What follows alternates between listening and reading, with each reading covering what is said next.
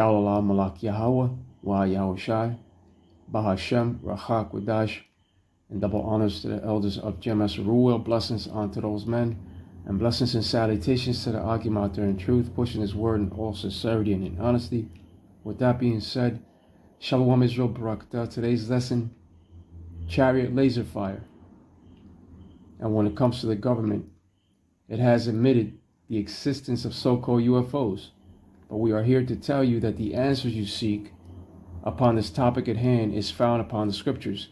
And when it comes to those chariots of Yahweh and Yahushai, the scriptures speak of the heavenly armada to come and of their capabilities.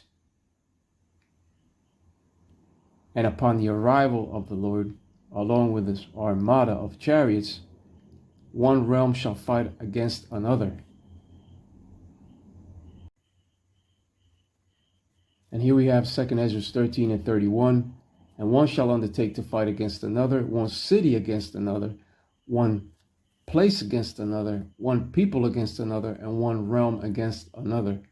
This speaks of an all-out war on all levels.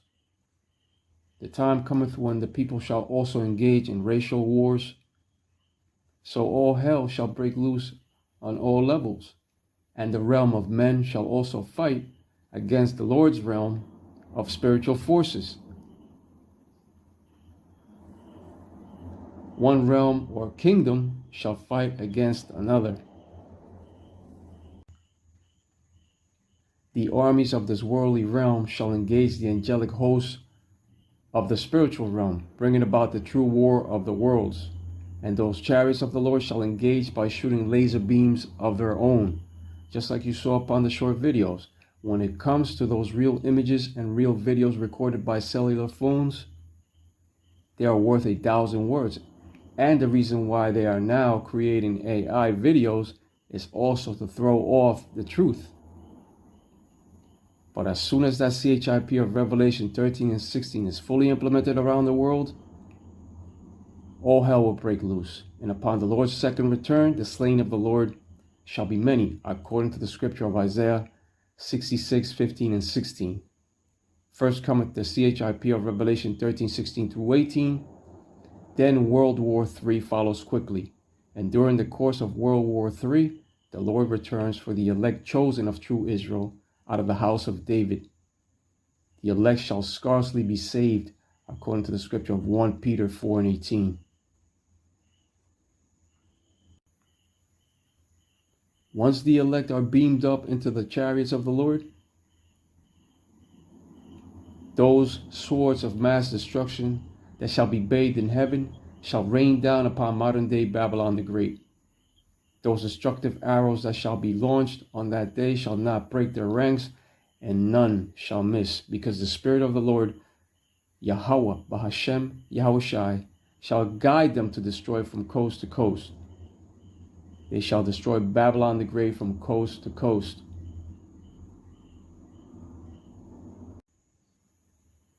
Revelation 19 and 11. And I saw heaven open, and behold, a white horse, and he that sat upon him was called Faithful and True, and in righteousness he doth judge and make war.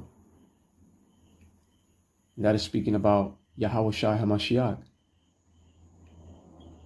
the heavenly Son at the right hand of the Father.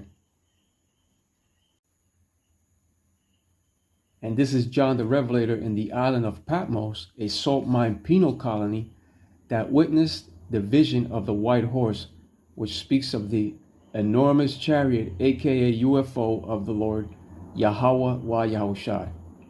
The chariots are known as the identified flying objects of the Lord, Yahweh wa Yahushai, or as Israel's flying objects, because that's who the Lord is coming for, the elect chosen of true Israel.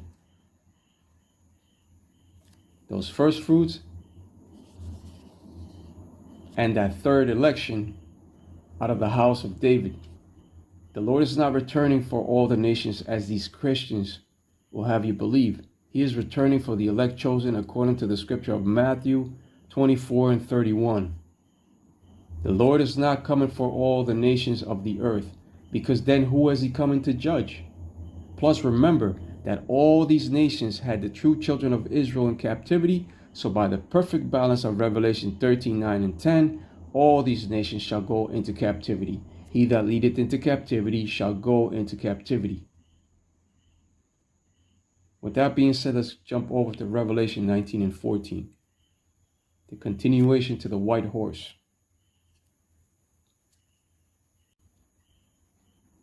Revelation 19 and 14. And the armies which were in heaven followed him upon white horses, clothed in fine linen, white and clean. And the armies which were in heaven followed him upon white horses. Those armies that followed the Lord, Yahweh, Yahushai, was what that people ignorantly call UFOs. And at the helm of those chariots of the Lord are the angels, aka the powers, aka the Halahayim. The angels are paranormal beings, which means outside of the normal. These white horses of this scripture represent the heavenly armada of chariots that followed that enormous mountain-sized chariot of the Lord Yahweh Bahashem Yahushai. Right, those so-called UFOs or ovnis, as they say in Spanish, follow the fathership. Not the mothership, but the fathership. And when it comes to these chariots of the Lord, Yahweh wa Yahushai, they shall be the curse that shall go over the earth, according to the scripture of Zechariah 5 and 3. And those flying rolls shall be a curse unto those armies of Edom upon their arrival. There shall be a curse unto those Edomite dragon armies of the earth. Here we have that scripture of 2 Esdras 13 and 8. And after this I beheld, and lo, all they which were gathered together to subdue him were sore afraid, and yet durst fight. Subdue, which is a verb, comes from the late 14th century, meaning to conquer and to reduce to subjection. It also means to overcome. And yet durst fight, meaning that they will not dare to fight or be bold enough with courage to let loose that first shot. In other words, the armies of the earth will be sore afraid to fight against the Lord Yahweh Shah HaMashiach. But that's when the Lord shall proceed to put that fighting spirit upon their minds to fight him with their weapons of war.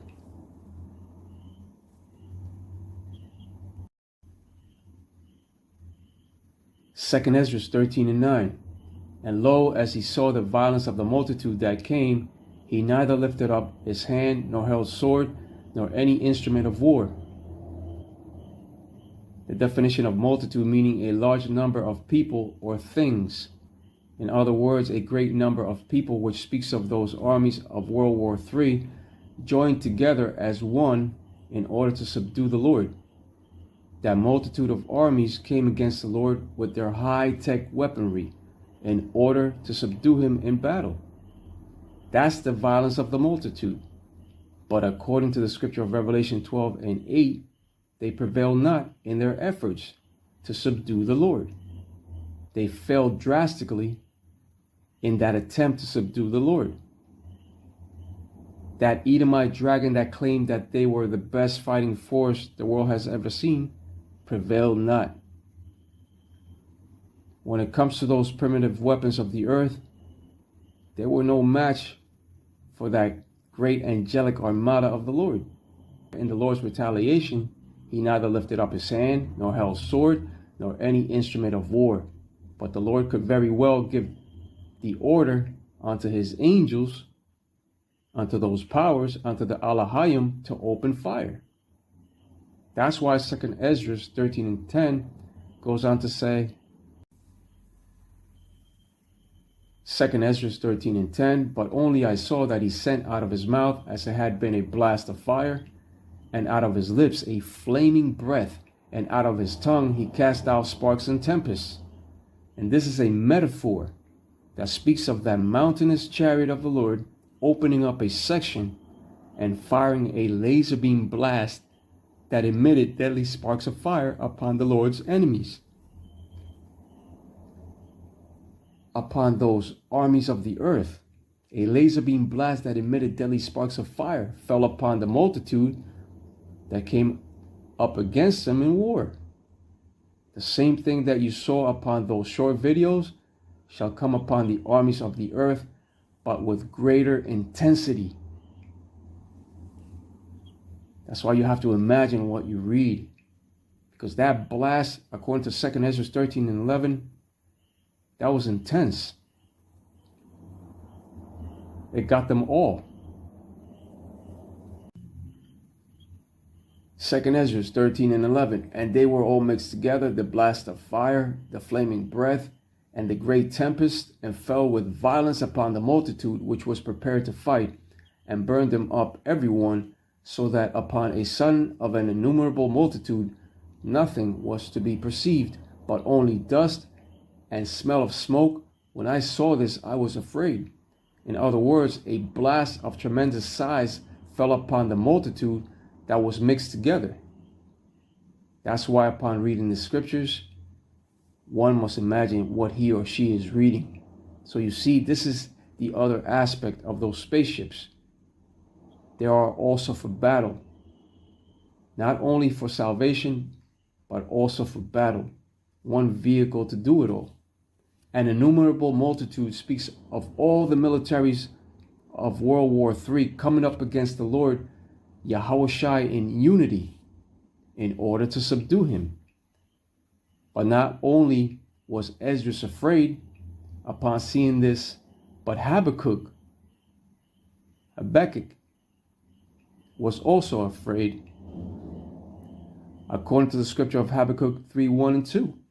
Right, because they witnessed the true power of the Lord Yahweh Bahashem Yahushai, of Yahweh and Yahushai.